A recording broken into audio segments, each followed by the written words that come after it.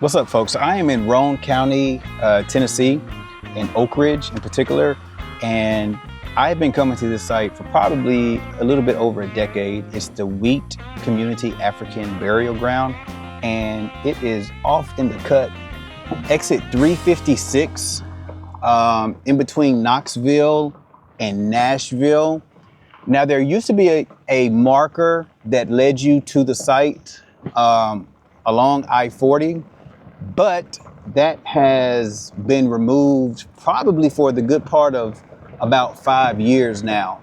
So we're going to come up here to the cemetery, as well as this memorial over here to the folks who were buried or are buried here at this site. So if you're ever traveling on I-40, you want to make sure that you stop here and check it out. Walk up here so you all can see. You would not know that this was here unless you know that this was here, or part of whoever put this together. And I think there's some signage about who did this closer to where the burial ground is. But as you see right here, Wheat Community African Burial Ground, Roane County, Tennessee. This cemetery and memorial of these, this cemetery and memorial is dedicated to the memory of these Africans who were in America in bondage rather than by choice, and lived, worked, and died in bondage in the Wheat community. All right. So Isaac Watts says, "When I read my title clear to mansions in the sky, I bid farewell to every tear and wipe my weeping eyes." Isaac Watts. This was dedicated May the 26th in the year of 2000. As you see, there's an American flag that's right here. So we're going to walk over to the burial ground here.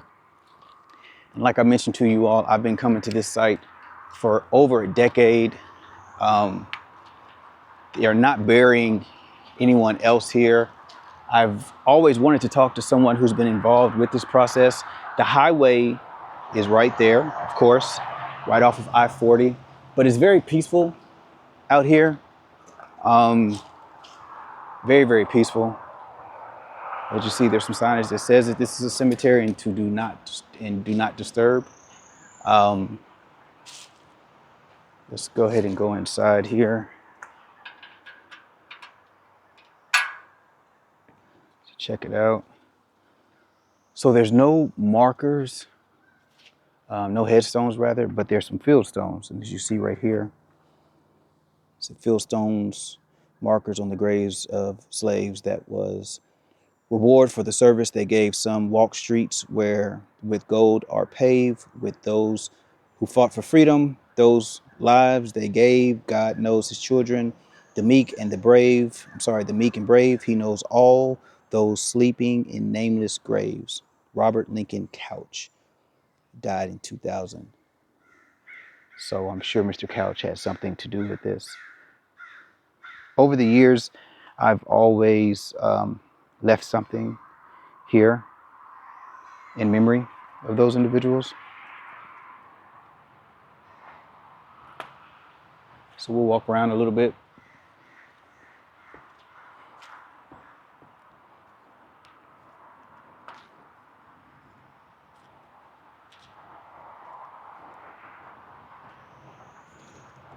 There's some depressions right here. It's a little bit more difficult to see. And here's some of the field stones. There's one right here. It looks like the header, and that's probably the footer. And here's another right here. And another right here.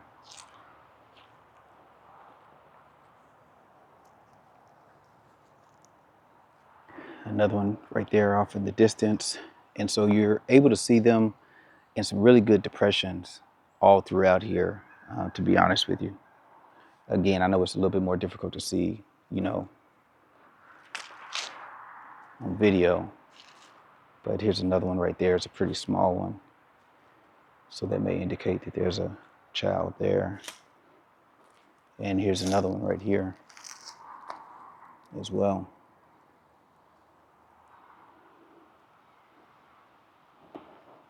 So it's pretty amazing to see that this site is still, you know, it could have been overgrown. It looks like people are coming out here to take care of it, or maybe the county or the city does that of Oak Ridge. I'm not quite sure. If anybody does know, please contact me, because I would love to talk to the organizers and the people that actually put this memorial together for these formerly enslaved humans that are here at this site. Here goes another one right here. Let me turn it around.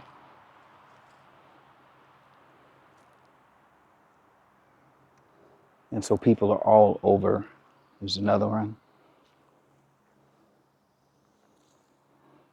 And so you just never know what you find when you're inquisitive and curious about this beautiful thing called history. But yeah, I had to stop here. I-40 had a mudslide, which is unfortunate because it kind of wipes away a lot of the work that they did for Hurricane Helene to do some repairing. So it's going to take me a little bit longer to get home, but I always make sure that I do stop at this site, at the Wheat Community African Burial Ground. That's the name of it. And so again, if anyone knows anybody who was part of this project, please have them reach out to me. I would love to communicate with them about the project and the preservation efforts. There's another grave right here, or another field stone.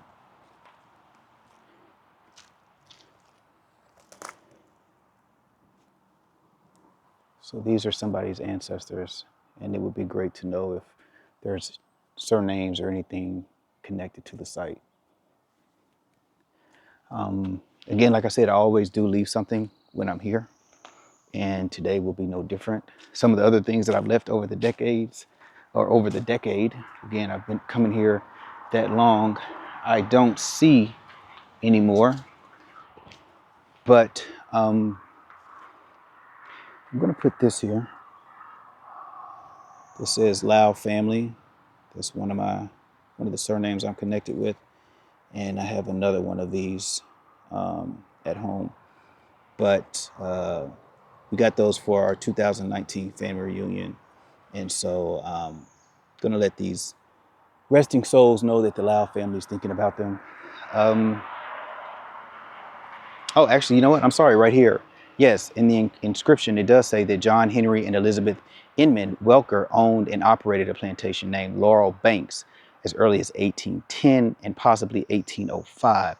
Yes, this actually did provide more information, so I do apologize about saying that I didn't know earlier. The plantation was located along the banks of the Clinch River, where the East Tennessee Technology Park, formerly the K-25 plant, now stands.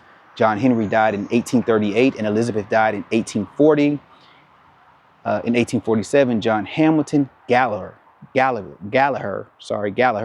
Sr. bought Laurel Banks, so he bought the plantation according to the 1860 Roane County Census.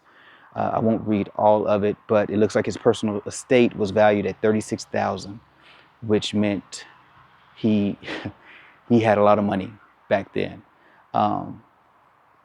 25,000 worth of real estate and at least 19 enslaved humans. So now this cemetery is named the Wheat Community African Burial Ground. And it was formerly known as Atomic Energy Commission Cemetery Number 2, Slave Cemetery, and was sometimes referred to as the Gallagher Stone Cemetery. Wow.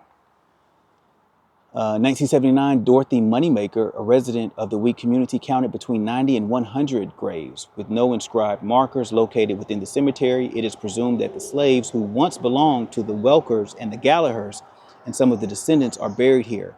It is also possible that slaves and their descendants who lived on other farms in the area are buried here. This is the site I wanted to share with you all. It is, every time I've come here, I've always been the only one that's been here.